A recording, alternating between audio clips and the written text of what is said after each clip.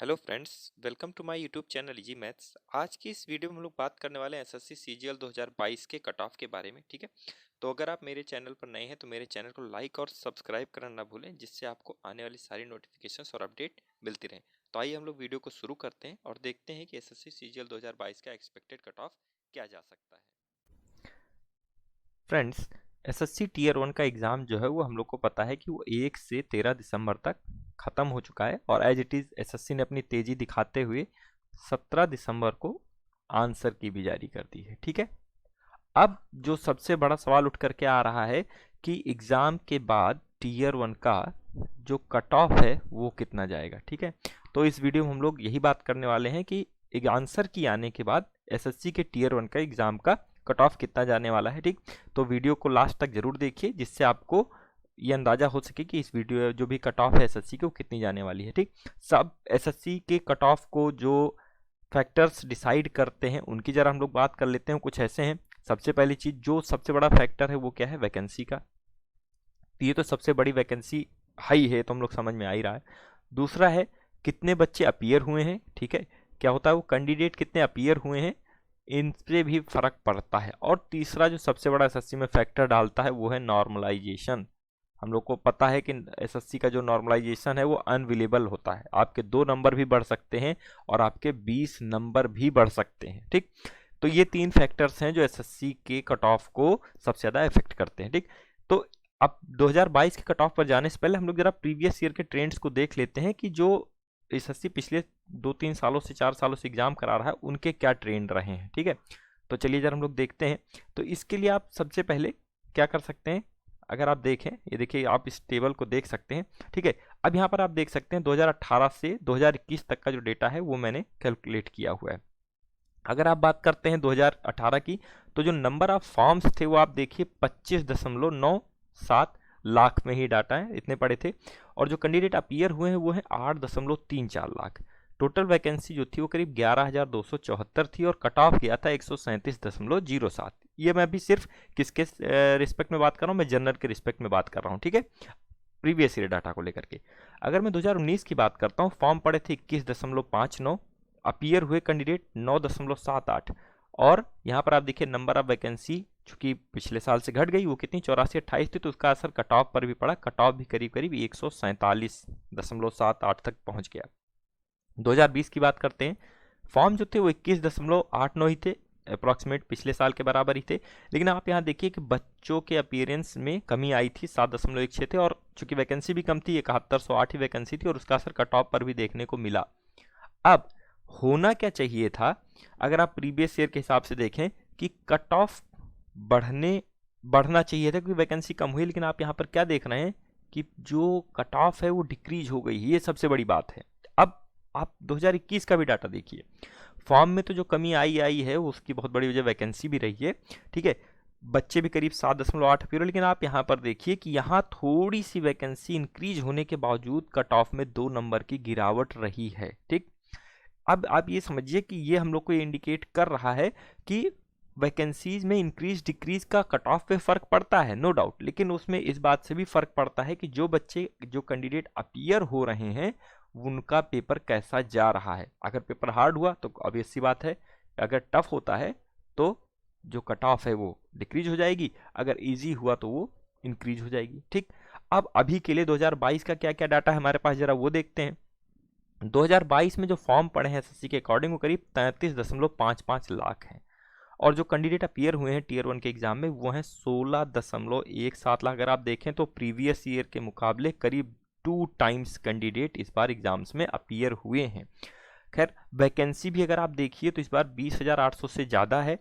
Unofficially लोग बता रहे हैं 38,000 वैकेंसी भी, लेकिन मैं 38,000 को इसलिए बात नहीं करूंगा कि एसएससी ने अपने नोटिफिकेशन में सिर्फ 20,000 वैकेंसीज की बात की है। बाकी जो वैकेंसीज हैं वो एक र्यूमर के अकॉर्डिंग ये माना जा रहा है कि जितने भी डिपार्टमेंट में एसएससी एग्जाम कंडक्ट कराता है वहां पर करीब करीब अभी तक 38,000 वैकेंसीज खाली हैं। ठीक है, तो जब तक कोई ऑफिशियल डाटा नहीं आता है हम वैकेंसी मान के चलेंगे ही 20,800 से ज़्यादा। ठीक, ठीक, अब हम देखेंगे कि जो प्रीवियस ईयर के एग्जाम से एनालिसिस थे उनका इस साल के कट ऑफ पर क्या फ़र्क पड़ने वाला है। ठीक है, तो चलिए जरा हम लोग देखते हैं कि इस साल की कट ऑफ क्या हो सकती है प्रीवियस ईयर को देखते हुए, है ना। चलिए, तो जरा इसको मैं रफ कर देता हूँ। ठीक है, अब जरा देखते हैं। मैंने आपको पहले ही बताया कि जो सबसे बड़ा फैक्टर है वो क्या है हम लोगों के किसी भी कट ऑफ को डिसाइड करने में, वो है हमारी वैकेंसी। तो आप ये देख रहे हैं कि इस साल की वैकेंसी एसएससी की सबसे बड़ी वैकेंसी है, जिसमें उसने 20,000 से ज़्यादा पद निकाले हैं। दूसरा है नंबर ऑफ फॉर्म्स, वो आप देख चुके हैं करीब 34 लाख फॉर्म पड़े हैं। लेकिन फॉर्म को देख करके कभी हम लोग को प्रिडिक्ट नहीं करना चाहिए कि कट ऑफ क्या जा सकती है, ठीक, क्योंकि वो नंबर ऑफ फॉर्म जो है वो कई बार वैकेंसी ज़्यादा होने की वजह से बढ़ जाते हैं। सबसे बड़ा जो फैक्टर है वो ये है कि कितने बच्चे अपीयर हुए एग्जाम में। तो जो प्रेजेंट स्ट्रेंथ थी वहाँ पर एग्जाम में, स्ट्रेंथ थी वो थी करीब 16 लाख। ये मैटर कर सकती है कट ऑफ पर। चौथी चीज जो है वो है हमारा नॉर्मलाइजेशन, ठीक है, नॉर्मलाइजेशन। और अब आप जानते हैं कि एसएससी का नॉर्मलाइजेशन इतना अनप्रिडिक्टेबल है कि आपके 2 नंबर भी बढ़ सकते हैं और आपके 20 नंबर भी बढ़ सकते हैं। ऐसा हुआ है बच्चों के साथ पिछले सालों में, ठीक है। तो अगर आप बात करते हैं इस साल, आमतौर पर अगर आप प्रीवियस ईयर के डाटा से देखेंगे तो हर साल एसएससी ने करीब करीब ऑन एन एवरेज 15 गुना बच्चे जो हैं वो टीयर 2 के लिए क्वालिफाई किए थे। लेकिन वहाँ पर एक चीज़ ये भी थी कि वहाँ पर चूंकि टीयर 1 जो था वो कैलकुलेट किया जाता था मेरिट में, इस बार ये चीज़ इन्होंने हटा दी है, ये सिर्फ क्वालिफाइंग इन नेचर है। तो इसका भी कहीं ना कहीं मुझे लगता है कट ऑफ पर असर पड़ सकता है, ठीक है। अब अगर आप इन सब चीज़ों को ध्यान में रखते हैं कि हमारी वैकेंसी कितनी है, कितने बच्चे एग्जाम में अपीयर हुए हैं, इन सारी चीज़ों को अगर मैं ध्यान में रखूँ तो हमारी कट ऑफ क्या जा सकती है। देखिए, अगर आप कट ऑफ की बात करते हैं तो नो डाउट वैकेंसी बहुत ज़्यादा है, लेकिन बच्चे अपीयर भी बहुत ज़्यादा हुए हैं।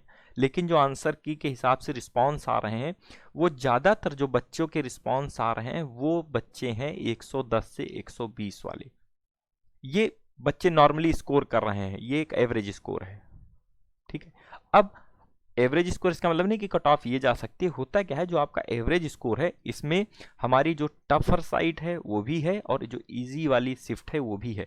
तो हमें पता है कि नॉर्मलाइजेशन में इन दोनों ही शिफ्ट टाइप की शिफ्ट का जो है वो रोल होता है, ठीक है।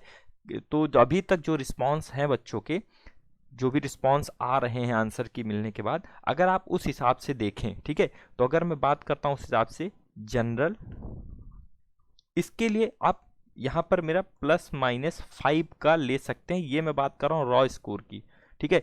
ये रॉ स्कोर है, नॉर्मलाइजेशन के बाद आपके नंबर घट बढ़ सकते हैं, लेकिन ये अभी मैं बात करूंगा रॉ स्कोर। अगर आप कितने बन रहे हैं तो मैं मतलब आप अपने आप को सेफ जोन में रख सकते हैं। तो अगर मैं जनरल की बात करूं तो आप अपने आप को ले सकते हैं 107 से 111 के बीच में। अगर आप कितने रॉ स्कोर बन रहे हैं तो आप मेंस की तैयारी करिए।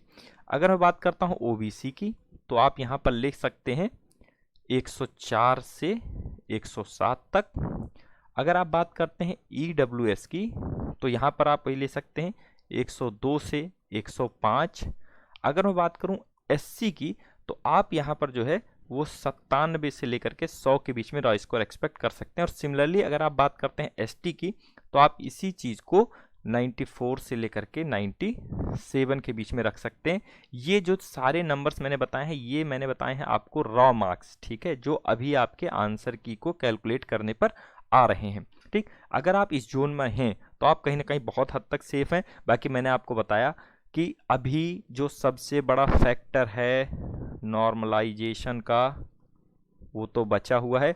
तो आई होप नॉर्मलाइजेशन कोई बहुत अनप्रिडिक्टेबल रिजल्ट नहीं शो करता है। तो आप लोग ये जो मैंने मार्क्स बताए हैं इसमें आप हमेशा सेफ हैं। आप अपने आप को पॉजिटिव रखते हुए तैयारी शुरू कर दीजिए, इसलिए क्योंकि चूंकि इस बार क्वालिफाइंग नेचर का है।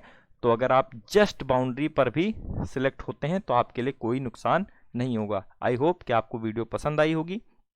अगर आप कोई वीडियो पसंद आ रही हो तो मेरे चैनल को लाइक और सब्सक्राइब जरूर करें, जिससे कि आपको आने वाली जो भी नोटिफिकेशंस हैं वो मिलती रहें। ओके, चलिए ठीक है, ऑल द बेस्ट आपके एग्ज़ाम्स के लिए। और आप लोग बहुत अच्छी तरीके से अपनी तैयारियों को जारी रखिए। ओके, एक once again all the best and मेरे वीडियो को देखने के लिए थैंक यू।